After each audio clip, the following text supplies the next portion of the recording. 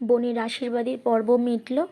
আমরা ওখান থেকে চলে এসেছি আমাদের বাড়িতে। দেখো আশীর্বাদীতে কেক কাটিং করেছিল লাস্টে, সেটা আমার কালকে ভিডিওতে দেওয়া হয়নি, তো আজকে ওইটুকুই দেখালাম। এবার আমি আসি আজকের দিনে শুরুতে। আজকে ব্রেকফাস্টে আমি শুধু ডিম সেদ্ধ করেছিলাম, বিশেষ কিছু করার সময় পাইনি। আর করেছিলাম একটা ডাল, মুসুর ডাল করেছিলাম শিম আর ফুলকপি দিয়ে। এটা দুপুরের রান্নাতে করেছি। দেখো আমি কিভাবে করলাম ডালটা। ফুলকপিটাকে প্রথমে আমি একটু নুন হলুদ দিয়ে, অল্প নুন হলুদ দিয়ে, তারপরে একটু শিম দিয়ে দিয়েছি।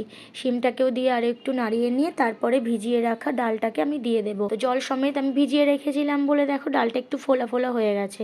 এটাতে সিদ্ধ তাড়াতাড়ি হয়ে যায়। আরও একটু জল ঢেলে দিয়েছি, দিয়ে একটু সেদ্ধ করে তুলে নিয়েছি। এরপর কড়াইতে একটু সর্ষের তেলের মধ্যে কালো জিরে ফোড়ন দিয়ে কাঁচা লঙ্কা আর পেঁয়াজ ভাজা ভাজা করে নুন হলুদ আর লঙ্কার গুঁড়ো দিয়েছি। তারপরে বেটে রাখা আদা রসুনের পেস্টটাকে দিয়েছি, দিয়ে বাটি ধোয়া একটু জল দিয়ে দিলাম, দিয়ে মশলাটাকে ভালো করে কষিয়ে নিলাম। নিয়ে আমি সিদ্ধ করে রাখা ডালটাকে ঢেলে দেবো। আর এই ডালটা খেতে না অসাধারণ খেতে লাগে শীতের সময়।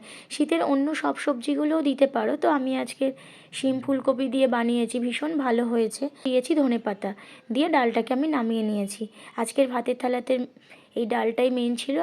আর রেখেছি একটা রুই মাছের ভাজা, ধনেপাতা দিয়ে থালাটাকে সাজিয়েছি।